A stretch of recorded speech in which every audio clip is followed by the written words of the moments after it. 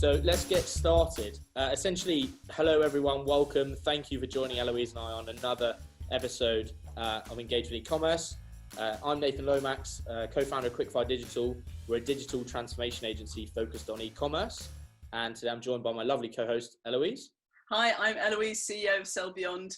We are a multilingual marketing agency that helps brands grow on Amazon in English, French, German, Spanish, Italian, and Dutch. Perfect. So today we're going to be talking about keeping your customers coming back and becoming raving fans. Again, I believe this is one of the biggest untapped opportunities in e-commerce and actually in business in general. So I'm looking forward to sharing this with everybody. I'm just going to share my screen and then we can go. Fine. So essentially, the focus of today's session, we're going to look at acquiring new customers. And actually why that's not the be all and end all. There is another alternative of acquisition. It doesn't have to be what I call new. It can be existing. Keeping customers is a massive opportunity. We spend so much time, effort and money getting them through the funnel. And then we think our job's done. And the kind of news flash to today is that the job has only just started. We're then going to look at how those fans can become raving fans and how we can create communities and real advocacy. And then finally, some analytics and tools, particularly with e-commerce, but actually business in general, to try and drive brand advocacy. And what we've got at the end of the webinar is when you close your Zoom, there'll be an opportunity to be redirected to our survey form, and we'd love you to do that and understand how we did and what you thought. You can also make your choice at that point whether you'd like to join our mailing list to find out about new webinars. If you are thinking of selling on Amazon, or you already are, very pleased to offer you some of my time to look at what you're doing, where there might be opportunities you haven't thought of or untapped potential. You can book a call with Nathan to do a website audit or a strategy call to grow your e-commerce business. So once the Zoom closes, accept the link and then just at least tell us what you thought and how we can improve and that type of good stuff. I mean, that links nicely actually to one topic we'll come on to about getting feedback, and all feedback is good feedback. So yes, if I can ask you all to do anything, it is just leave some feedback at the end so we can make sure these sessions get better and better and provide even more value. So first of all, we'll start with acquiring new customers. Why do customers not repeat buy? And Heloise, we were chatting just before we came on air, and essentially we all see the same thing, right? Essentially, we get a customer, they purchase, we're over the moon, but then for some reason, they don't seem to repeat purchase. Why do we think that is? Well, I think that's a great question. And especially on e-commerce, where we think it's so easy, we've worked so hard to get people through the funnel. Like, what went wrong if they bought once and didn't buy a second time? Now, just as we said, there may be something to do with the type of things you're selling. You may be selling a large ticket item that doesn't necessarily have repeat purchases. So there are provisos in all that. But the question we have to ask ourselves is what happened either in the buying journey or the follow-up to the sale that made people think, meh, not bought in. So I was certainly listening to a really good podcast the other week about copywriting for e-commerce and the type of messages that you send people, the tone of them, the humor of them when they've either abandoned the basket or they've bought, but the delivery hasn't been made, to get them buying into your brand and get them loving what you do. That is definitely part of brand awareness and championing who you are. And I would say that's something we might want to think about. Definitely, totally agree. And I think importantly, a massive step brands miss is that feedback loop. Like once you've purchased, now's the perfect time to get essentially sign them up to become an ambassador because they're happy with your product or service, you'd like to think. But also it's a great opportunity to get some feedback to see how you can test and measure and make the purchasing journey even better. Really frustratingly, so many products I see are just sold as one-offs, not part of a bundle or a collection or series. And that's one thing I encourage you all to do is you see some sites now where they're telling you to shop the look rather than just the individual product. So you're not just buying the trainers, you're buying the trainers that go with the trousers, that go with the top, etc., etc. It's really important we look at how we can increase customer lifetime value and actually average order value as well, so we can start driving margins up. Absolutely. So I think just going back to that, a customer lifetime value, do you want to explain what that is? Yeah, essentially it's the amount of money a customer's spending during their duration of kind of time with you. So no longer are we just looking at kind of average order value or basket value, which is typically one-off purchase. We're going, okay, what about if that customer comes back 5, 6, 7, 8 times? Because then tying it all back to cost per acquisition, we can afford to spend a bit more money getting them through the door in the first place. If they're prepared to spend £1,000 over a series of 6 or 7 purchases, then actually we're more than prepared to spend, say, £100 getting to the website in the first place. So this is a kind of the next level to a webinar we did a few weeks ago, actually, where we talked about cost per clicks and cost per acquisitions. And that's great. But now how do we take that to the next level and get the full picture? Because I don't know about you, but if someone's going to spend money with me consistently, I'll absolutely be prepared to spend more money getting them to absolutely start. It's like we all know, we all love being wined and dined as clients if we're working with law firms or entertainment firms or that type of thing. How can we wine and dine our e-commerce clients in a digital way, especially at the moment, to make them love what we're offering and what we're doing? So yeah, and let's raise it right now. Like if you're selling on Amazon, where a lot of the things are formatted for you, that's, in one hand, why do we all love shopping on Amazon? Because we've got Prime, we've got next day delivery, all our card details are stored. That's already a good customer experience. That's not the only reason, because there's a lot of competition on Amazon, but that's something to think about. A good customer experience on Amazon is still a thing. It's not good enough to be selling on there and hope the world comes to you. That's a great shot. I always use TripAdvisor actually as my benchmark for customer experience.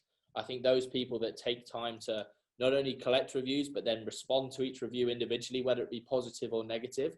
I've always said sometimes you can tell more about a brand from the way they respond to negative feedback than they do positive feedback. So just taking time to respond properly. And actually towards the end of this webinar, I'll show you the kind of 5 top tips on how we can respond to negative feedback, because while we all think we're superhuman, unfortunately, occasionally things sometimes will go wrong. And it's so important just to put your hands up, acknowledge it, and deal with it and kind of get it rectified. That's great. Yeah, absolutely. The way you respond to negative feedback is as important as you respond to positive. Let's look at how we can understand the sales process from the beginning to the end. And this is something that hopefully a lot of people will be familiar with, but it's always good to go back. And I think this is a pretty good one, because if we go from this is the buying cycle, where we go from knowing that something exists to considering it for us to purchasing it, and then what happens afterwards. We're really the post-sale and loyalty end, and there are so many different touch points we can have to keep people coming back and becoming a raving fan. And we've talked about email follow-ups as one, replying to reviews is another. What else should we put on the list here, Nathan? I think, we'd always start with emails and a kind of sequence, not just a one-off email, but you can now email based on triggers or on intent. So how can we email straight after purchase to thank them? Don't forget the importance of thanking people for purchasing your product or kind of purchasing your service. It's so important. So thank you. You then have something probably a week or 2 later, just checking in to see how they're getting on with the product. And then there's another opportunity, again, a week or 2 after that, to then say, okay, what's the next steps? How can I sell them the next product in the series, etc. So emails are massive. Google display remarketing is an interesting one. I'll see if I can quickly share my screen, and you will see there's someone like let's show you this. Can everyone see this? Yeah, Heloise, you can see that? I can see that. We've got Mail Online. Great. Yeah. Okay, so we've got Daily Mail, and here we've got this Italian clothing brand that I was looking to purchase some trousers from. And as you can see, they're Google remarketing. I haven't purchased yet. They're taking me through a kind of purchasing journey. And now this is the bit I wanted to show you. Laura here, I have engaged with. So for her to do remarketing, you don't just have to do remarketing based on basket abandonment. You can also do remarketing to encourage repeat business. I love that. That's great. So in fact, what we got here is a service business, essentially. Laura does Google Ads. If her agency does a great Google Ads agency, if I remember rightly. Yep. So rather than you've shopped for a pair of socks and the socks follow you around the internet, we've got a clothing company that's also offering you discounts, and we've got a service business with a named person saying, you know what, we should talk. Yeah, I think that's really interesting. I have to say that I haven't seen that before. and that's a great way to keep people in front and center, right? I think that's a great opportunity. I mean, and if the Google Ads person isn't doing Google remarketing on her services, you have to say that she's missing a trick, right? So exactly right. And the other thing, of course, is not just Google and kind of display remarketing. You can also look at socials. I'm sure you've all seen that pair of jeans you were meant to purchase and then you didn't, and then they're there. Again, there's no reason to not do remarketing on social once they've purchased as well, to upsell the extension to what they've bought, or the additional product, or the further part of the collection, etc.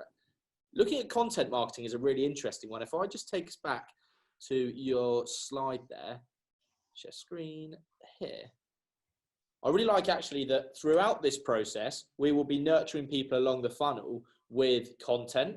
However, just because we've sold, it doesn't mean the content journey stops. We still have a duty of care to continue educating our clients beyond the purchase.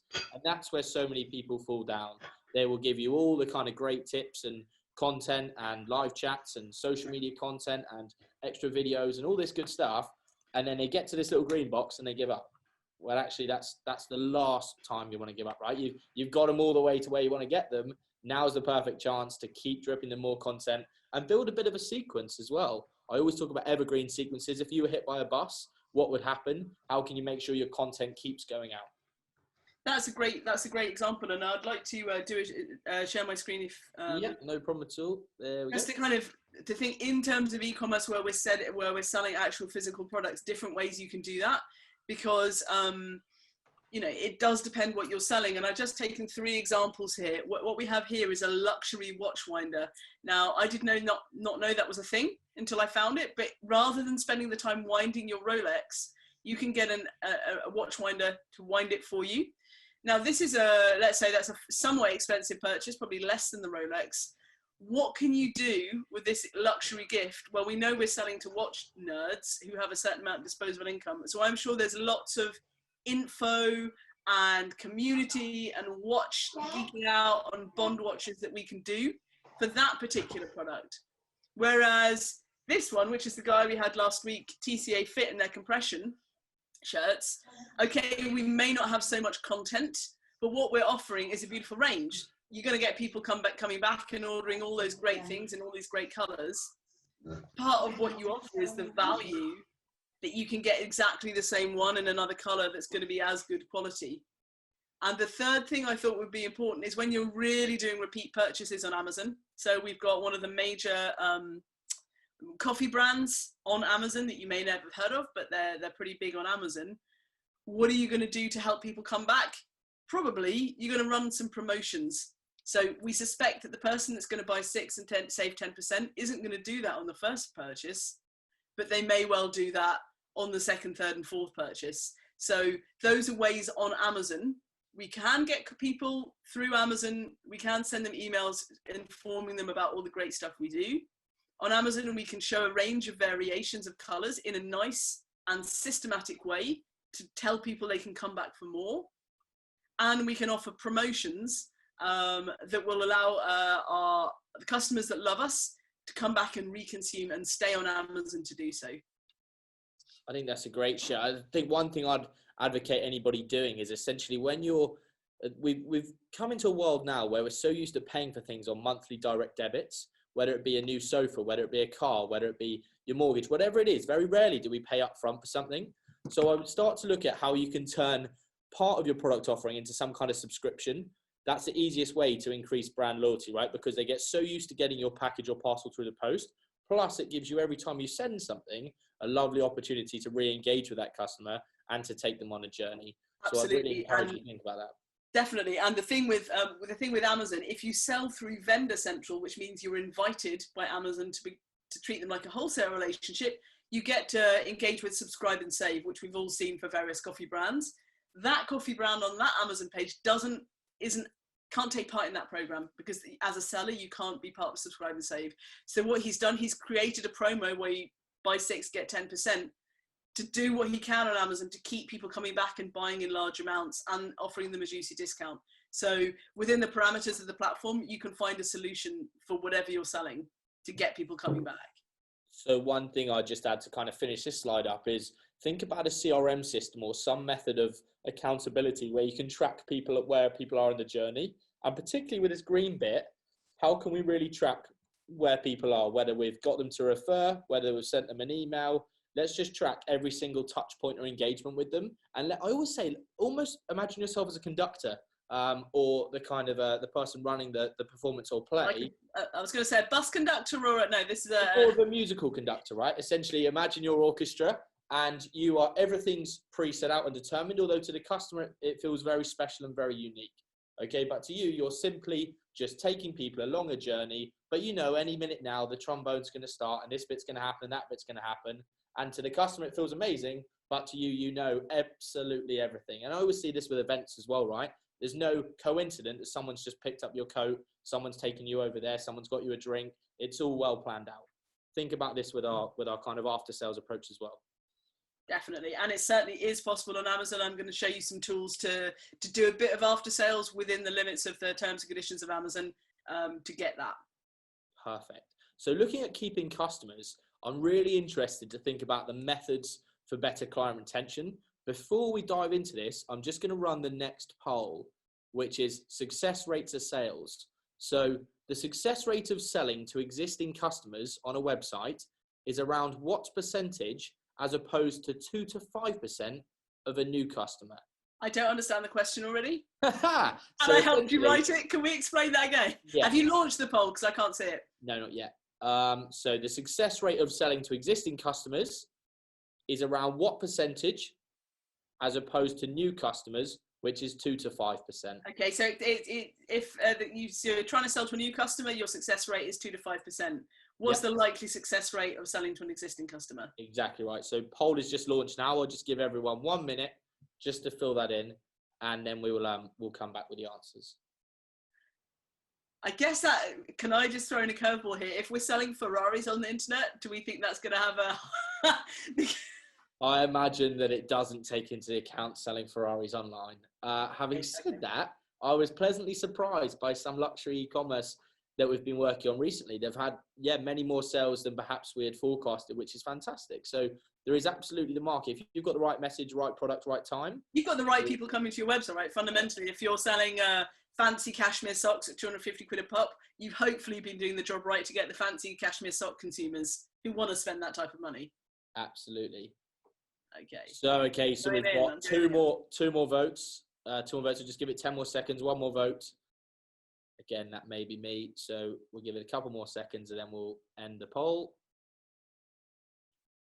Yeah, too late. So essentially, the answer was 60 to 70%.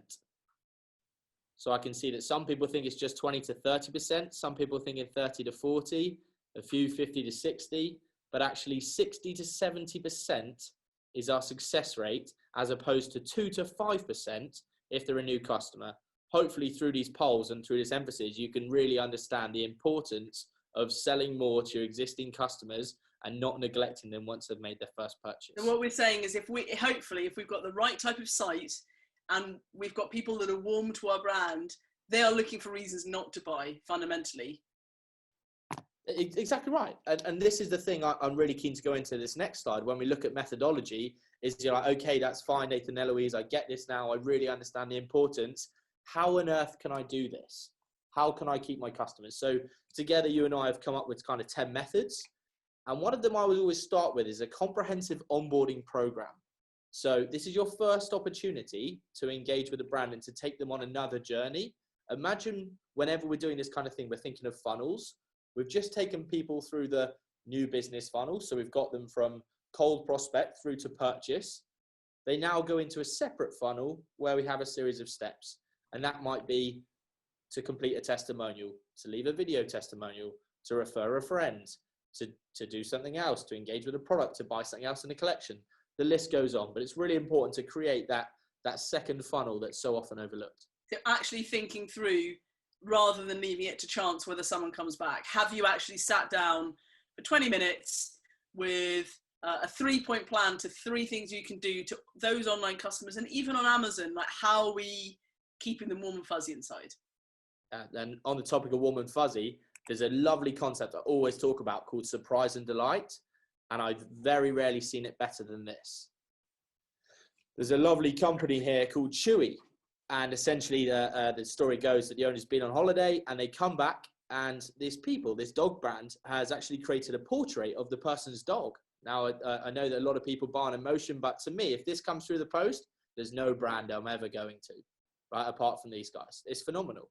It's a lovely little surprise. They've commissioned a work of art of their dog, and it's just a really gentle, subtle, thanks so much. Not that subtle. It's pretty in your face acrylic on the wall, right? It's a subtle purchasing signal in terms of, remember we're here, right? At the end of the day, just another, or a little prod, remember us. I think they've done it fantastically well. I really like that example. That's a great example. Wow, I feel like that's a hard one to beat. There's somebody on here who's got a business where they do plastic eggs that help chickens to grow. And I'm wondering if there's a chicken portrait opportunity in here for the company that's helping the chickens of the world lay more. But I'll leave that over to you. Consider that question.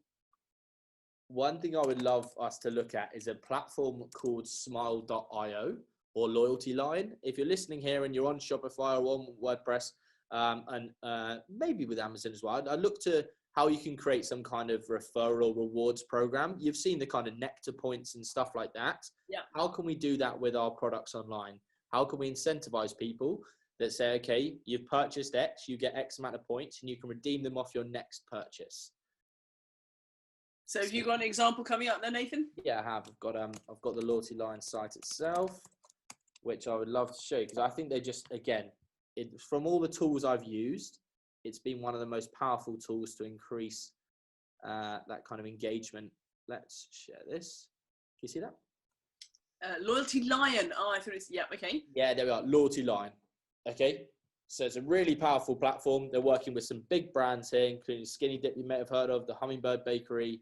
And the nice thing is the kind of data and insights that they go into to drive customer loyalty. And that's one thing I really want us to consider, is we're rewarding people based on activity, not necessarily on intent. So it's all well and good people getting to the cart, but they don't earn any points until they've transacted hard cash. So is this is like we're saying, sit down for 20 minutes and figure out what you need to do to keep customers loyal. This is a somewhat automated app or integration with your Shopify that will walk you through it. Is that what that is? Exactly, spot on. Yeah, so Loyalty Line or Smile.io are just integrations that you can bolt on to particularly your Shopify or Shopify Plus store that will really help kind of do the heavy lifting of that loyalty program for you. But 20 minutes thinking about it is the first step, right? Yeah, exactly right. So think about the concept and think about the journey you want to take them on. And then, and then use something like Loyalty Line. Again, I can't speak highly enough of it. We've had some great results for our clients, and I highly recommend you checking it out. Awesome. No, go ahead. Sorry, the next thing I was going to just talk about was personalization. I know there's a couple of people on today's call that sell product, and I really wanted us to look at how we can potentially engrave product, whether it be wallets or whether it be, I know we've got Junie with us today and potentially their lipstick. Is there a way that we can engrave that product to make it very personalized and very special? They then almost get an increased sense of ownership. That means that the second that product runs out, you will go back and purchase again. That's an interesting idea. I mean, certainly on Amazon, there are engraving brands, and it is a feature you can add pretty simply, that type of personalization. But wow, engraving a lipstick, it's a great lipstick. There we go. Work for me. It's actually said, "You look awesome" or something like that. There we are, just a nice little motivational message. Every time you pick it up, you look at it and you go, yeah, I do look great. That could be really good. So then we also, we look at Anne as well from Charming Rewards. And I think, again, for her, engraving and personalizing rewards is massively important, right? It's one thing getting a trophy or a gift or a trinket or whatever, but it's another thing if you just take it that final, we always talk about marginal gains in this kind of e-commerce world. And actually, how can you just dial it that extra 1 or 2% to get that marginal gain that someone goes, you know what, every time I look at it, it triggers an emotion. And hopefully it's an emotion of an experience or a memory, but also an emotion around your brand. Absolutely. And I think from Amazon, which has a website that's pretty locked down, I would say that one way that people that I work with and people that do YouTube videos, a lot of people do, that is not exactly what you should be doing, but it's just a practice anyway, is to put inserts into your product boxing to encourage people either to jump off Amazon and join your mailing list, get another, add a review, which is against Amazon's terms and service, but some people do it, or to get a discount code to buy again.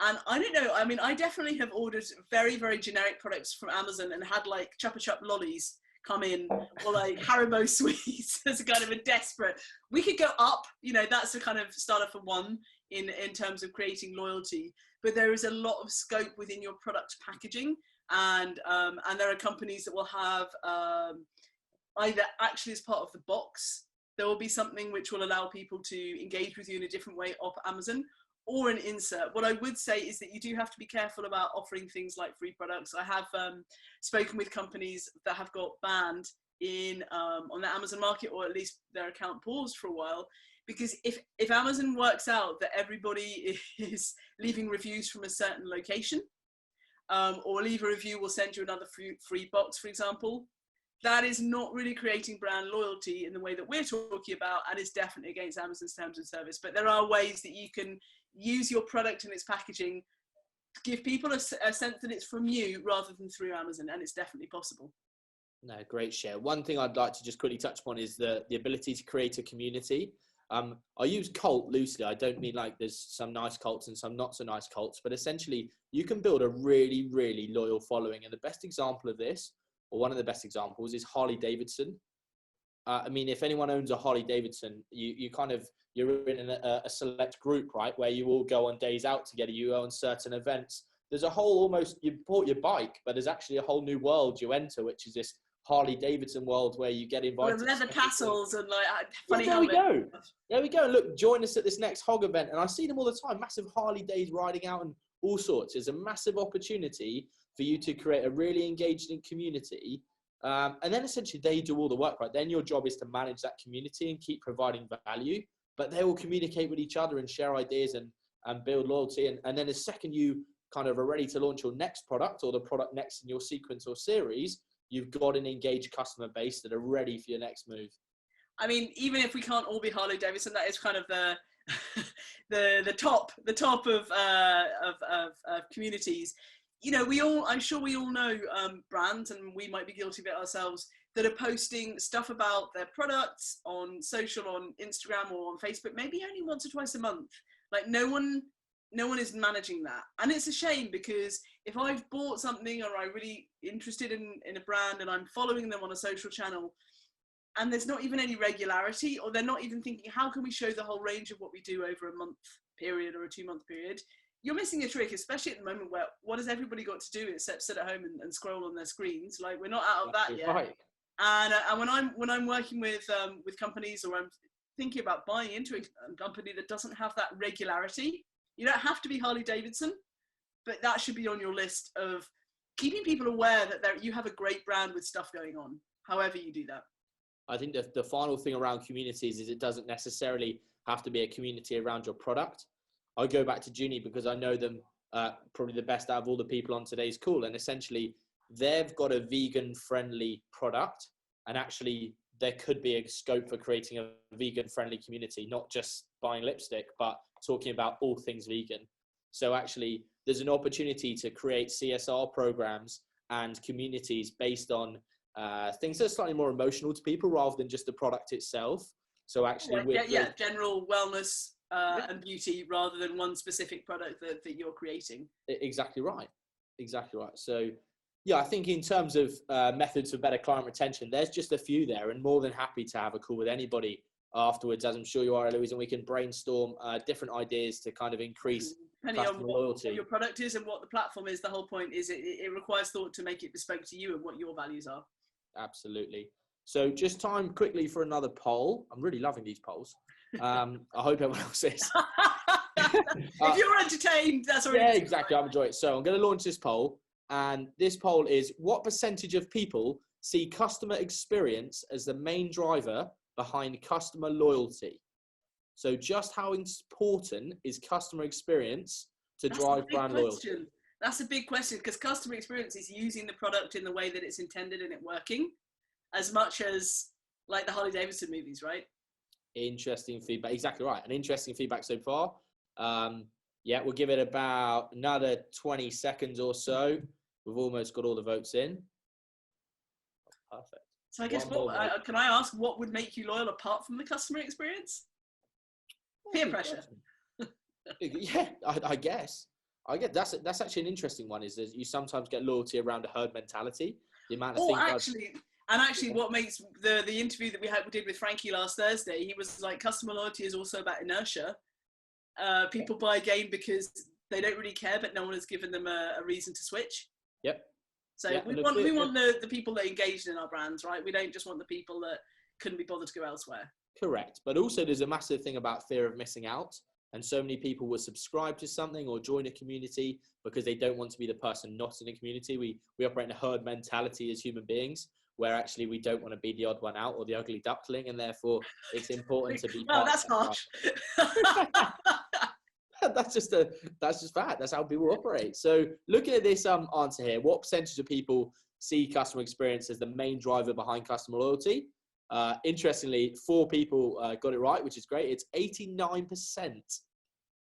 89%, that's massive. And it just goes to show you the importance of the customer experience, and not just from the website. That customer experience starts the moment someone engages with your brand. So whether they leave you a review, whether they visit your socials, whether they look at you up online, whether they visit the website, whether they visit the Amazon page, when they receive the packaging, when they call up to ask a question, when they call up to make a complaint, anything, any touch point, that customer experience has got to be absolutely on top form. Absolutely right. And I'm thinking there's something I've just seen here on one of the brands that I was showing you, which is a real issue of customer experience. And I've talked about it before in other webinars, that we know that when you're on an Amazon page, there's an area further down where you can answer questions. You can answer questions that consumers have written in. And the one here I've seen, it's an old one, and I'm sure that doesn't really reflect the brand. If run on batteries, how long do these things last for? And an Amazon customer has written, sorry, no idea. Is that really, if I'm browsing for this particular watch winder, is that going to make me feel that the brand is answering my queries? Like, that's one of the first things that you see.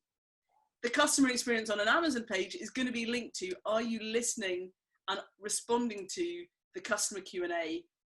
Because that's really clear who's answering those questions, and we can see if it's the brand and we can see if it's somebody else.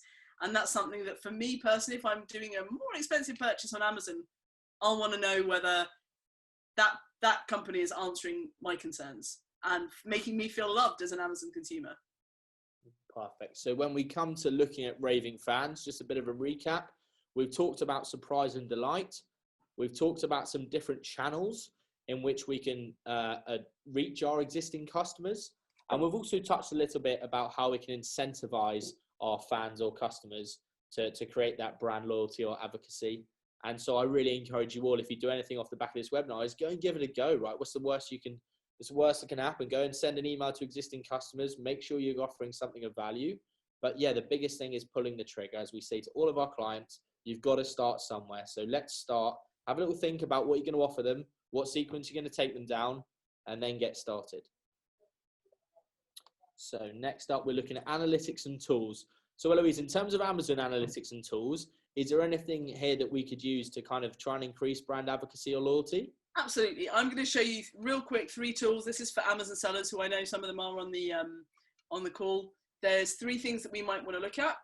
We've got, this is a great, there are some great tools. We've got Sellix, which is one of the major companies. They do a monthly subscription. They can help you manage a lot of things like advertising, SEO, reviews.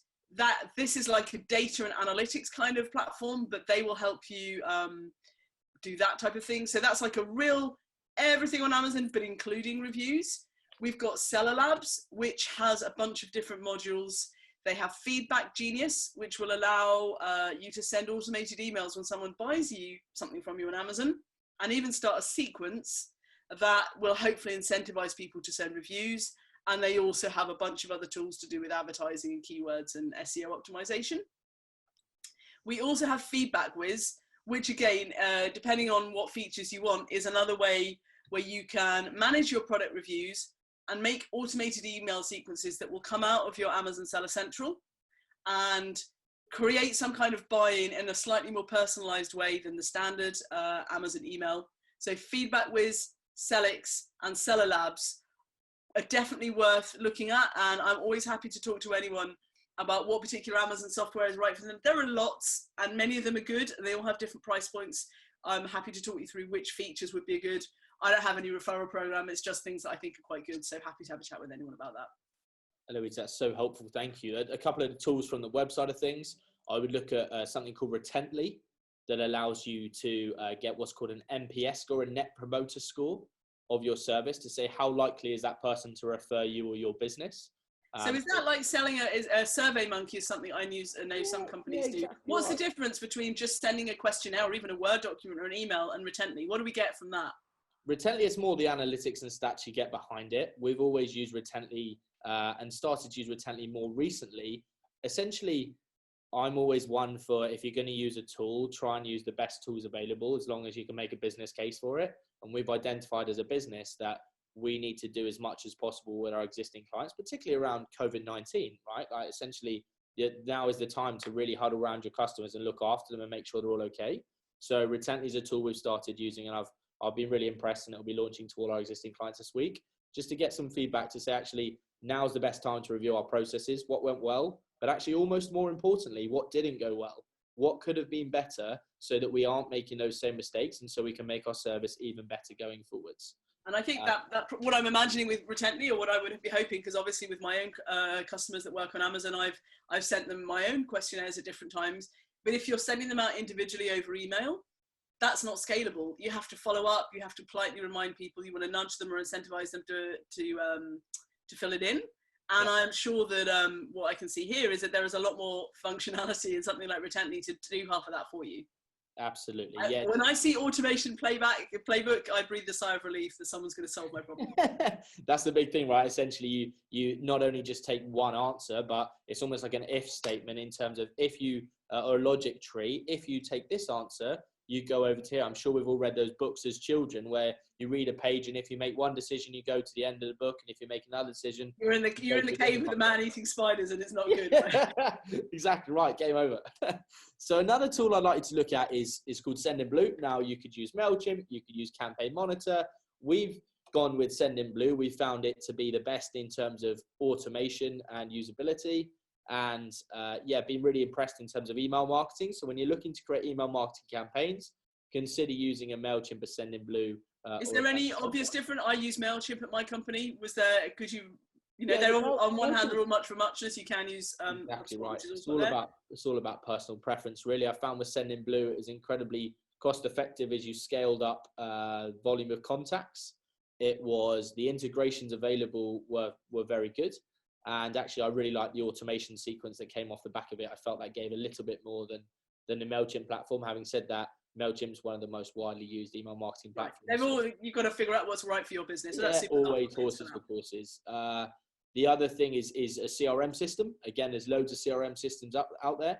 But just knowing where a customer is in the journey, either pre-sell or after sell, is really important. And so HubSpot is a particular CRM that we've used. But there's nothing also wrong with a Google Sheet or some kind of Airtable is another kind of sheets formula that we've used to say, okay, customers purchased X and they've behaved in this way. Now, what's the next part of that process or journey? That's really important. One thing I forgot to show you all earlier, actually, is just around this subscription. So again, when we're looking to do subscriptions, just keep it nice and clean and simple, and Glossybox do it better than most. Really simple. You can see the features and benefits, easy to get started. I would encourage you all to look at how you can create some kind of subscription service off the back of your product offering. And I'm sure that if we're looking at Feedback Whiz or Selix or Sendinblue, that actually the cost of subscribing, do you just trial it for a month or you go for 12 months? Part of that is why we choose one after the other, because some of them have pretty hefty plans attached to them, and we're not going to jump in straight away after the free trial. Absolutely. You've got to make a business case for it. At the end of the day, everyone's going to be at different stages of their business journey. So you've got to find the right platform for you. And one thing I would say on platform choices is the platform doesn't have to be your forever home. Just because you're using Sendinblue today or MailChimp or Campaign Monitor, you don't have to use that till the end of time. You're more than welcome to pivot and change as the business scales and the wants and needs change. but at the same time, just start somewhere. Don't procrastinate about, oh, I don't know what platform, I can't decide, I'm just not going to do anything. No, totally wrong. Totally wrong. Just get started with something, and then you can tweak and refine. And I think as well for Amazon, what I would say in terms of surprise and delight your customers, and also allow people to buy into your brand on the buying journey. Like, reviews are so important, and it's not just that people read them, obviously, but if you haven't got more than 4.5 stars reviews on one of your products, and more than about 7 of them, like, you are not going to rank well on Amazon. So managing that, and for many companies that I end up working with, they have got to the stage where they need to scale. The founder manager cannot necessarily manage the reviews. You need to make sure you either have a review automation, a pop-up, emailing, something that somebody is looking at every other day to make sure if you've got a bad review, you contact the customer, see if you can resolve their problem, or you're pinging a notification to your inbox to make sure you deal with it, because that's fundamental to increasing your sales ranking on Amazon. And that's part of surprising and delighting your customers, keeping them coming back for more. Perfect. So just before we dive into a couple of analytics slides, there's just one more piece of software I wanted to quickly share, which if you're looking to do subscription and you're on Shopify or Shopify Plus, I would consider looking at a platform such as Recharge. So Recharge, as you can see, is the leading platform to launch and scale subscription businesses. It's super easy to use and is a great way to get started. So consider having a look at rechargepayments.com. I can see the example there is Colombian whole coffee beans. So maybe that's something. Is that good for food? Good for products? Yeah, it's been for us. We used it particularly for a flour delivery service or kind of flour subscription, and it worked very well for them. But also food and drink, it's done very well for. So I would encourage you, again, with all these platforms, it's about horses for courses, but definitely have a look and see what you think. So if I share this PowerPoint, Heloise, the next thing I'd like to go for is a couple of slides that we've put together here around some of the analytics. That's right. So this is just a quick dive. We're not going to go in too deep here, but we know if we've got a website, there's a lot of analytics you can get up on Google Analytics about how much your customers love you and what are they buying more of. Now, Amazon Analytics is a headache.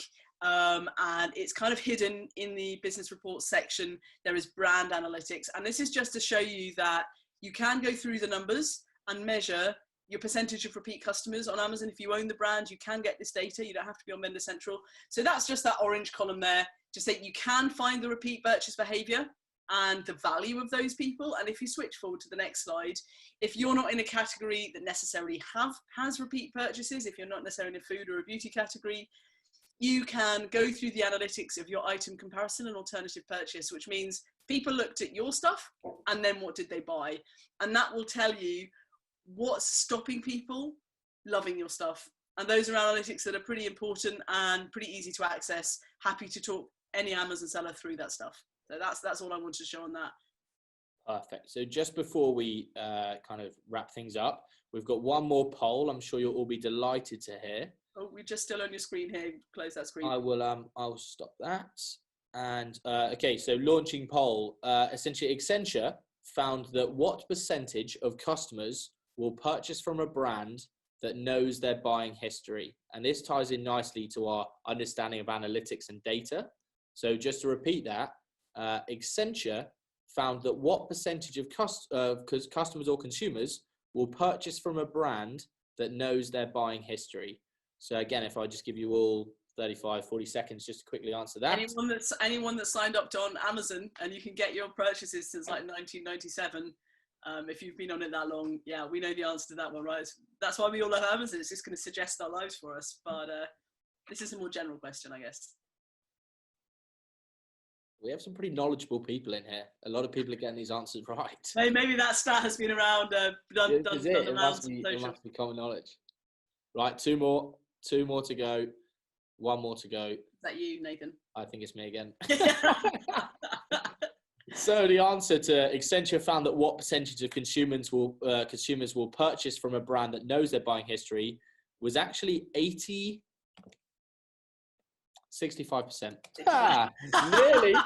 Nearly 65%. We got 3 people got it right. So yeah, I think that's staggering, and I think it's really important as e-commerce owners and business owners, we really start to use the data available at our fingertips to really drive brand loyalty and advocacy, because as we see here, people engage far greater when we use data. And the best example I can think of this is Netflix. I absolutely love the kind of personalization that comes with the data that Netflix collect on me to know, oh, you watch this, you're going to be interested in this. And they get it right every time. Absolutely. That's certainly true. And we all know, and from that thing as well on Amazon, and I've said it before on other webinars, have a look at your product pages from the point of view of a buyer. So like unlog yourself out, use an incognito, go back to your product pages, and Amazon will show you often people that looked at your product then purchased X, or people that looked at your product then went on to browse something else. And it will tell you really a bit more consumer data about whether people are loving your stuff and whether people are buying it. And that's something that anyone could do for free, no software needed. So just to summarize and kind of wrap up from today, we've gone through how we believe we can increase brand advocacy and customer loyalty. And we really encourage you all to kind of go and get started, and do use us as a resource. If you've got questions, if you've got ideas, please feel free to connect with us on socials, email us, bounce around some ideas. More than happy to chat it through. I'd really want to see you all getting started and putting this stuff into practice. It's all well and good. You and I, Heloise, giving up this kind of advice and information, but it's now about how we can take that through and actually pull the trigger and get it delivered. Specific to actual customers, because that's the challenge, right? Absolutely. So looking at some upcoming webinars, thank you to Hethel today for promoting today's webinar and helping to support that. We've got some more webinars coming up. We've got Stop Panicking and Start Growing, Test and Measure Your Marketing. Heloise, you and I are probably two that go on about this the most in terms of what gets measured gets done. Make sure you're testing, measuring, and split testing everything. So that will be fascinating. You can't manage what you can't measure with Infinity. Infinity, a really interesting, cool tracking company. So it'll be great to see what insights we can get there. And that webinar specifically for people that are selling things where the phone is used. So that's something that may be of interest to you if phoning and like human beings are part of your selling process. Massively so. And I think it's interesting, the kind of clients I've worked with, Royal Mail, possible some big clients, like it'd be great to see, okay, what insights have they got there? And then finally, knowing your audience and getting them to your website. It's really important that you can have all the people come to your shop in the world, but unless they're relevant and unless they're ready to purchase, it's just vanity. So it's going to be a great session there on the 26th of May, talking about understanding your audience and how we can get them to come to your website. That's really everything except the website. That's really everything outside the website and how we can dig into that to get the right people to come and buy our stuff. Absolutely. So final thing, just a final thing to thank you all for coming today. I really appreciate it. There's an opportunity for Q&A at the bottom if you would like, if you just have a look. There it is. You can have a look, answer some questions. More than happy to try and help if we can. As Heloise said at the start, she's offering free strategy reviews to anyone looking to grow their Amazon accounts. We're offering free website audits or free strategy crawls to help grow your e-commerce business. And finally, just a massive thank you for all your support with the Engage with E-commerce series. We've continued to have great feedback and we're loving bringing them to you. So thank you all very much. Awesome. So if you have any Q&A right now, we've got a few minutes. If Nathan stops sharing the screen, we can come back on anything you've got. I know there are some people that I messaged at the beginning of this morning that wanted some general tips about even thinking about going online or some social media stuff that was concerns of them. So just ping them in the Q&A now. We've got a few minutes to look at them. Just as well, obviously Sam Cole's with us and he helped us put together today together. So I'll just check if he's got anything to add as well. Sam, is there anything else you'd like to add? Oh yeah. There we are, you're in. Guys, yeah, thank you for that. And I really enjoyed it. I certainly learned a lot. And I think some of the businesses that are involved today will certainly put some of that into practice. But thanks again for doing this for us. You've got other upcoming webinars with Hethel, aren't you? Do you want to tell us what you've got going so people can jump on your stuff if they don't really know about Hethel Innovation and what you do? Yeah, so essentially what we do is we're currently part funded by the European Union to support businesses in Norfolk and Suffolk. So we're fully funded at the minute, so everything that we do is for free. So the webinars delivered by businesses such as you two guys is involved with it. Obviously it's a bit different at the minute due to the ongoing situation regarding coronavirus. So yeah, we've got a few other webinars coming up. We've got one coming up tomorrow around our Activate series, which is something that we deliver ourselves. It's usually a 4-week program around starting a business using the lean startup method. So that's coming up tomorrow, and that's going to be delivered by my colleague Jordan. So you can register for that through our Eventbrite link, and for those of you that did register through our Eventbrite, you can just visit that page again, or I can share it with everyone at the end of this as well. And then, yeah, we've got a few more coming up as well. But again, if there's anything that people are interested in particularly, just give us a shout and we can look to arrange it. So yeah. Awesome. Thanks very much. That's Hethel Innovation. You can find you on LinkedIn. You're on Twitter as well. Yeah. And yeah, really great resource. Thanks very much. Even if you're not in Norfolk and Suffolk, there's still really great information, definitely. especially with the webinars. Yeah. Perfect.